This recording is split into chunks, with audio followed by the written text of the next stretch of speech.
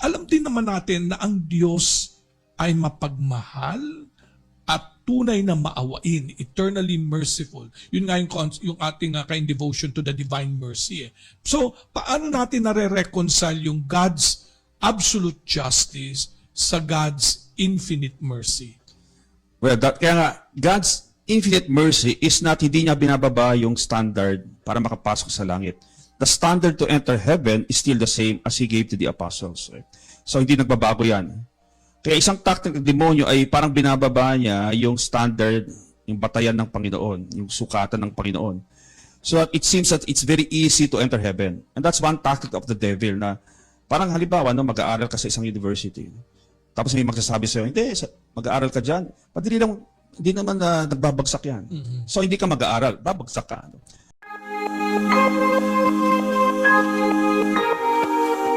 So you have to understand that the mercy of God is that hell is real.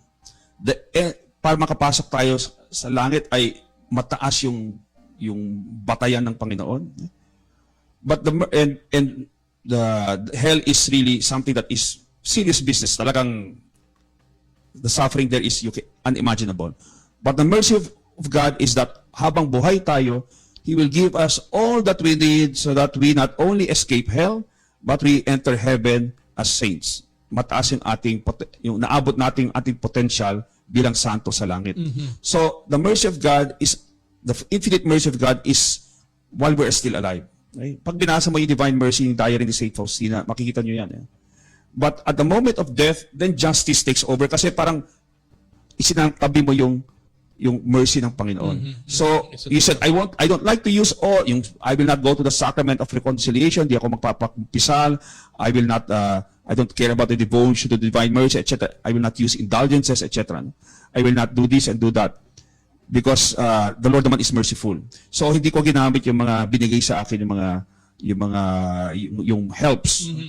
So, once I die, then, mangyayari is that, dahil I, in a sense, put aside all of these helps, then I experience now the infinite justice of God. Right? Kaya nga, the infinite mercy of God is that He will give us lahat ng kailangan natin to escape that infinite justice. Pag hindi natin nagamit yan, then bagsak ka sa impyerno. Ito yung sinabi nga, di ba, yung the vision, the first secret of Fatima was the vision of hell. At the three children were terrified, absolutely terrified of seeing so many souls going to hell, di ba? And katulad ng sigaw ng mga batang yan, what will happen to sinners? And ang sagot ng mahal na Birhen are you willing to suffer to save many? Di ba?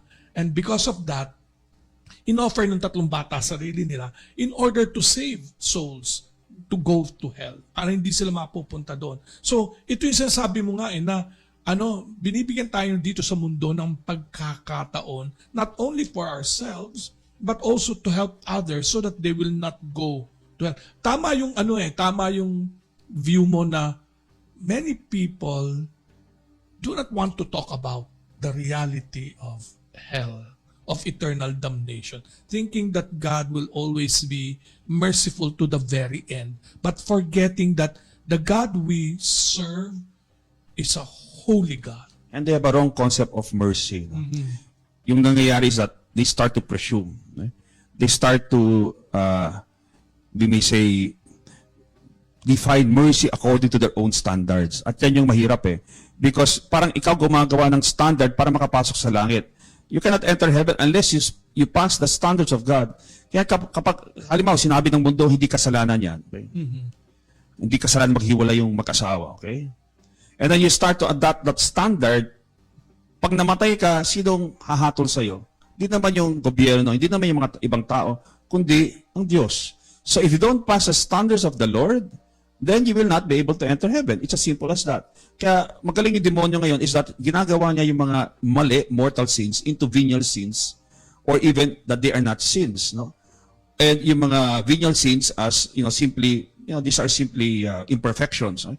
Kaya ginagawa niya lahat na what is good becomes evil and what is evil becomes good so that people are not able anymore to know that God has standards to enter heaven. Because kapag sabi nga natin kanina, kung if you want to love and unite with an infinitely loving and pure God, this has to be your disposition.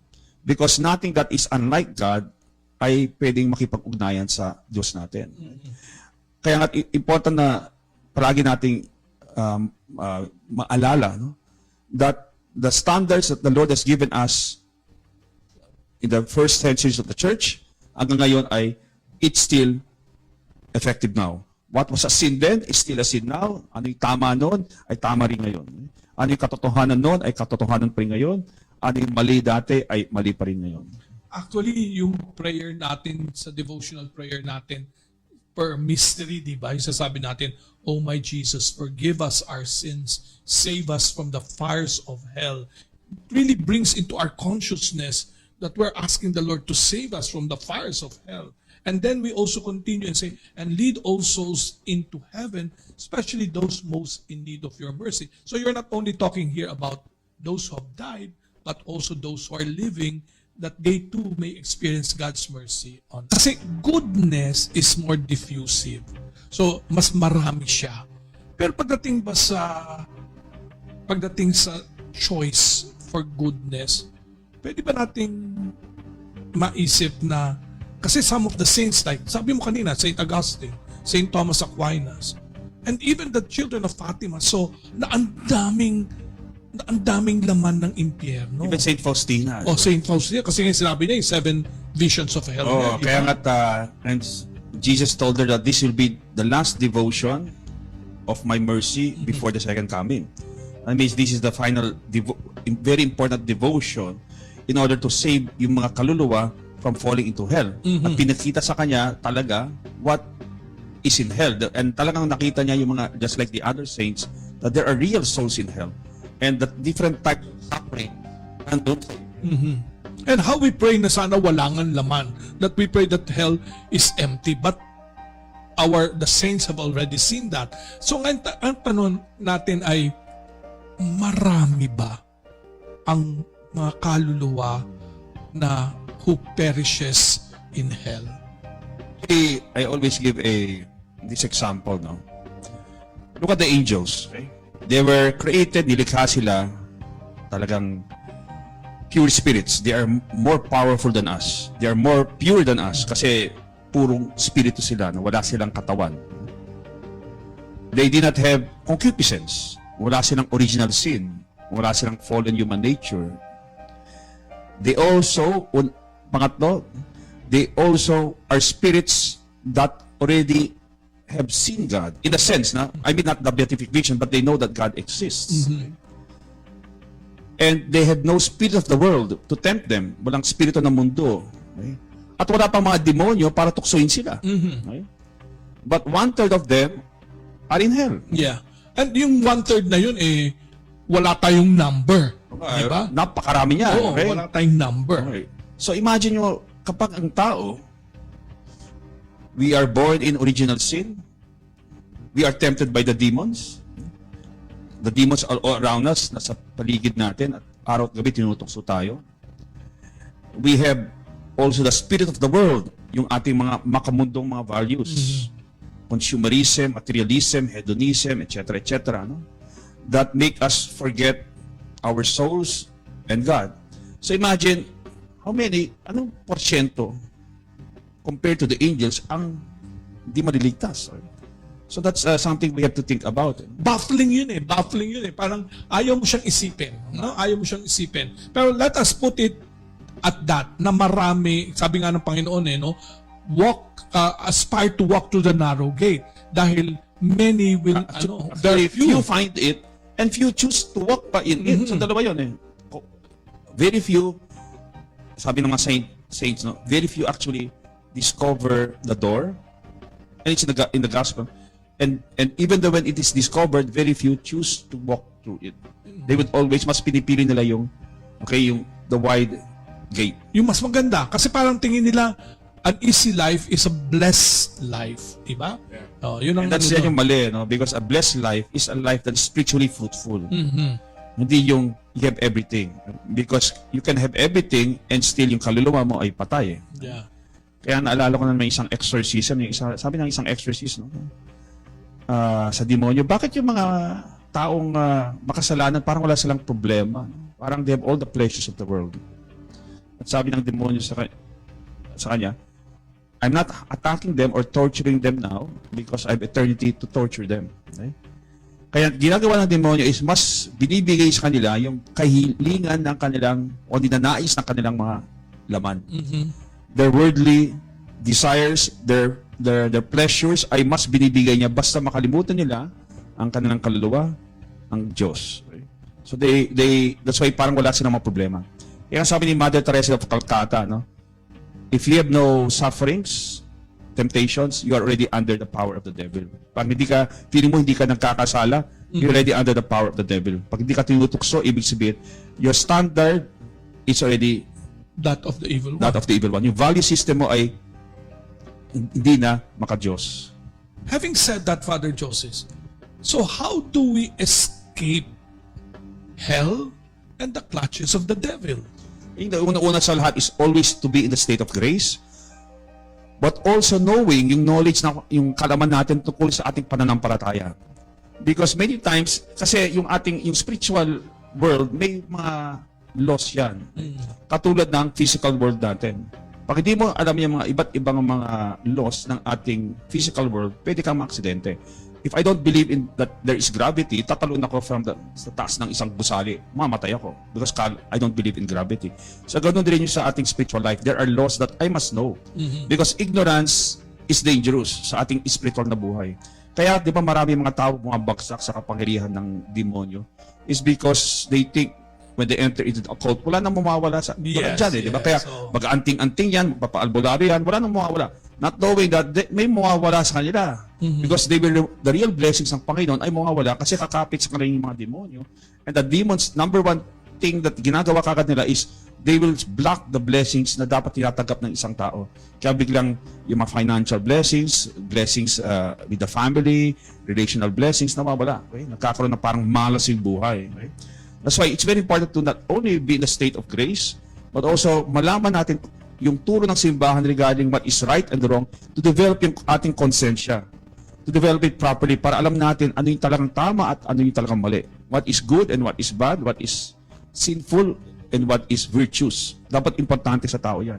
Kasi marami hindi na alam yung tama at mali. Kaya buwabagsak sila sa napakarami mga problema because of the consequences of their actions. Even though hindi mo alam yung consequence, if innocently you do a sinful action, or a disordered action, palagi may consequence yan, whether you like it or not. Ito yung sinabi mo kanina na nakakalimutan natin, no? Yun yung parang key dun that the devil now works for us to forget the reason why we are placed on this earth, di ba? Sabi nga ni Saint Dominic Savio, naalala ko lagi yun ask God to make you a saint. Because He is the only one who can make you one. Because if you do not become a saint, you have wasted your life on earth. So, actually, yun yung working ng devil sa buhay natin. Na inilalayo tayo sa natin, yung sublime destiny natin, no? That is to be with God. We have only one purpose on this earth, di ba? Is to enter heaven, di ba? That's the only purpose. Pag hindi ka nakapasok sa langit, bumagsak sa impyerno, your entire life has been wasted. It's as simple as that. Kasi in the end, dalawa lang mang yung pinagtutugunan natin. It's either heaven or hell. Those are the only two places, nothing more. Of course, purgatory is there, but in the end, papasok sa langit yung mga kaluluwa doon na pinupurga. No? So I think it's very important to realize, okay, that the devil, as much as possible, is there. Tinatanggal niya itong mga kaalaman dapat na sa pag-iisip ng isang Katoliko about these ultimate questions about heaven, about hell, about their soul, about yung conscience nila, no? About the devil, about the angels. Because these are the ones that we really, yung talagang will determine yung ultimate end kung saan tayo babagsak in the end of our lives. Yung sinasabi mong, if our physical world has laws of which we are subject, since we also have a spirit, then there are also spiritual laws and rules of which our spirit are subject. So nasabi mo na yung first part na yon, na pag wala ka sa grasya ng Diyos, if you're not in the state of grace, then you do not bring in further grace. Ano yung other laws of the spiritual world na kailangan din nating alam? Well, yun na nga. The other law is that when there's a vacuum, halimbawa, no, wala ang Diyos dyan, automatically that vacuum will be filled by the evil one.